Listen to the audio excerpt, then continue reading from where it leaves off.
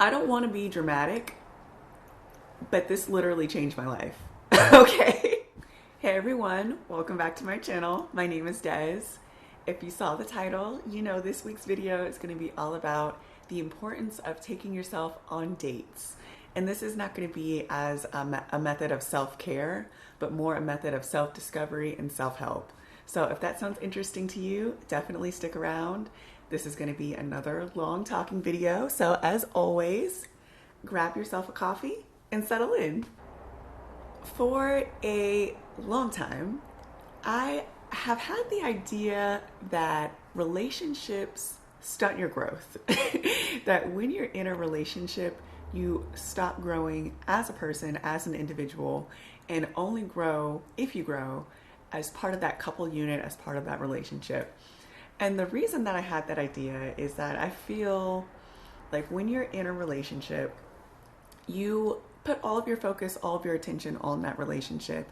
And even a lot of the decisions that you make, the activities that you do, you make them as part of that couple unit. You make them as a unit, as a group. You don't really focus on a lot of the things that you want to do. Barkley! What was I saying? Especially for me, and I think for a lot of people, I got into my first serious relationship very young. So I kind of had this idea like, I don't even know who I am as an individual. And now I've spent my entire adult life with you. I literally don't know who I am without you. Not in like a dramatic sense, but just a sense of I've never been alone. So how could I know who I am? So just this idea of relationships stunting your growth had been swirling around in my head for a while. And like a lot of things I write in my diary at 2 a.m., wasn't really the whole truth. It was like a half truth. I was almost there. So relationships, yes, they can stunt your growth, but they don't have to. It's not an inevitability the way I was picturing it in my head. The reason they stunt your growth is because we're always in a relationship with this person right here, with ourselves, but we don't think about it that way. So when we're in relationships with other people, we deprioritize our relationship with ourselves. So when you're alone, obviously you're focusing everything on you because no one else is there. But when you're with other people, we prioritize that. So the deprioritization of our own relationship does stunt our growth. But relationships aren't the only thing that do that. A ton of other things in our lives can take our attention away from us towards those other things. And I've talked on my channel about the dangers of side hustles and how that was doing that for me as well. But it can be work, it can be school, it can be relationships, not even with romantic partners, but with family, with friends, with your kids. So there are a lot of things in life that can take our attention away from us and stunt our growth. And that is where self-dates come in, because it doesn't have to be like that. So the importance of self-dates, the importance of taking yourself on a date is really to put that focus back on yourself, prioritize yourself so that you continue to grow as a person, as a human, as an individual. What does that mean? How do you take yourself on a date? Basically, what you'll have to do is set a time block. Set 2 hours every single week, non-negotiable, where you take yourself on a date. The 2 hours seems like a lot, and it is a lot. But the idea is that we spend so much of our energy and so much of our focus on everything around us. We should put a little bit of that back into us. We have to. If we don't focus on ourselves, what do we even have to give to all these other people, to all these other things? You have to start at the source. Water your plant before you go water somebody else's. So take 2 hours every single week to focus on you, take yourself on a date. And what is the date going to be? I've seen some things on the internet about taking yourself on dates as a method of self-care, which is what I mentioned at the beginning. And this is not that. So taking yourself on a date for self-care pretty much means like that treat yourself mentality, like spoil yourself. Don't wait on somebody else to come along and swoop you up. You can do all of that for yourself. And I think that is perfectly valid. I completely agree with that. I think you should spoil yourself. But this is a little bit further than that. So this is not so much focused on doing something, I guess, treaty. Like I'm thinking like a spa date or like a bath night. I don't know. That's not really a date, but you get what I'm saying. Not really so much spoiling, but something that is going to pique your interest. So you could literally go down a list, type in on Google date ideas, and go down the list and then choose the ones that sound fun to you. And basically, this would be anything that would be new, exciting, silly, random, anything that you think, oh, that sounds like fun, but I don't have time. I don't have time for that. That thought that you've ever had about anything, do that. Because you're going to have 2 hours every single week of space to fill. And the idea is that you're not doing the same thing over and over again. You're doing something new each time. So you're really giving yourself the space to try all of these new things. The first thing, just to give you guys an example, the first thing I did was very simple. It was dinner and a movie. And I did this for a couple weeks just to like ease myself into it. And it was fun for sure. And it did give me the space to, you always have that list of like things you want to do, movies I've been meaning to see that I've never gotten around to because I don't have time. This was kind of a chance to just start working my way through that. Very needed, very fun. But then for my next couple of dates, I was like, okay, let's do a little bit more. So I had the idea of doing sip and paint because I like sip and paint, you know, where you go to the place and you drink and then you follow a paint tutorial like Bob Ross style. It's like that. So I had the idea of doing just one of those at home. And instead of doing that, as I was looking up paint supplies, I was like, you know, I've been wanting to try charcoal for a while and I haven't done it.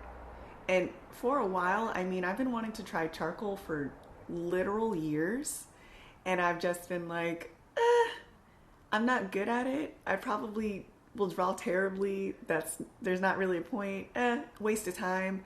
So I haven't done it. But it's kind of still been at the back of my mind to try it out.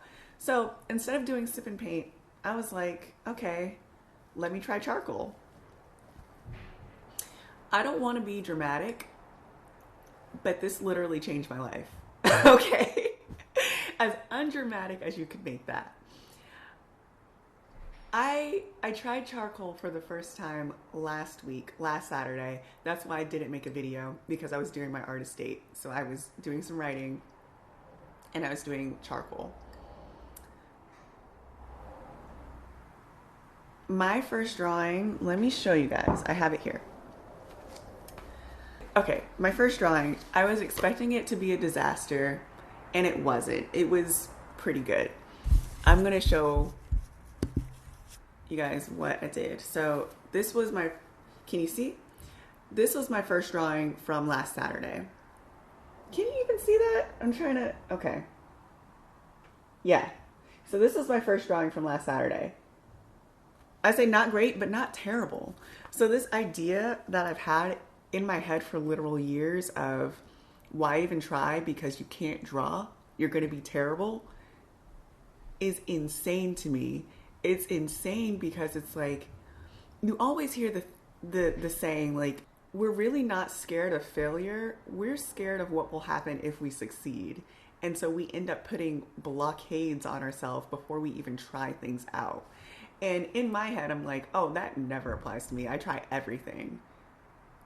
Little did I know, I've been thinking about this for years and have never tried it because I thought I would be bad at it. So this is what I did last Saturday because I had my artist date and I was like, okay, I need to fill it. This is what I did this Saturday. So a week in between, this is what I did. You guys, I mean, it's not the Mona Lisa, but